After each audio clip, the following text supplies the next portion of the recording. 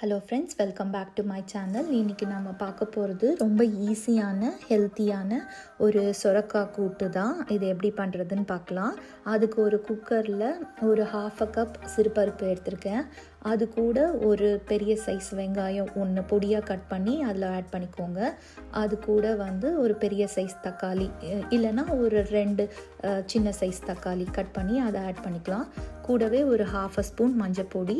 அதுக்கப்புறம் நான் இந்த சைஸில் சொரக்காவை தோல் சீவி நல்லா க்யூப் மாதிரி கட் பண்ணி அதையும் இதிலோட ஆட் பண்ணிக்கிறேன்.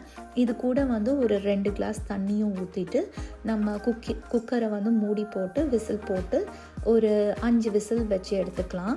அது வேகிறதுக்குள்ளே நம்ம அரைக்க வேண்டியதையும் அரைச்சி எடுத்துக்கலாம்.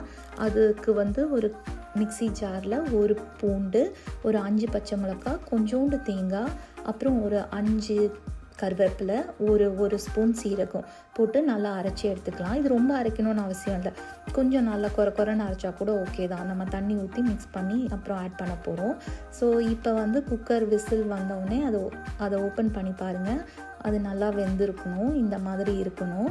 இந்த கூட்டுக்கு தாளிக்கிறதுக்கு நெய் விட்டு தாளித்தோன்னா இந்த கூட்டு பயங்கர டேஸ்டியாக இருக்கும். ட்ரை பண்ணி பாருங்கள். நான் ஒரு ஸ்பூன் நெய் எடுத்திருக்கேன். அது கூட கொஞ்சம் 1/2 ஸ்பூன் கடுகு, உளுந்து, அப்புறம் 5 கருவேப்பிலை, கொஞ்சோண்டு 1/2 ஸ்பூன் சீரகம், அப்புறமேட்டு பெருங்காயம் அதை போட்டு நல்லா ஃப்ரை பண்ணி வச்சுட்டு இதை நம்ம அப்புறமா நம்ம கூட்டில் ஆட் பண்ண போகிறோம்.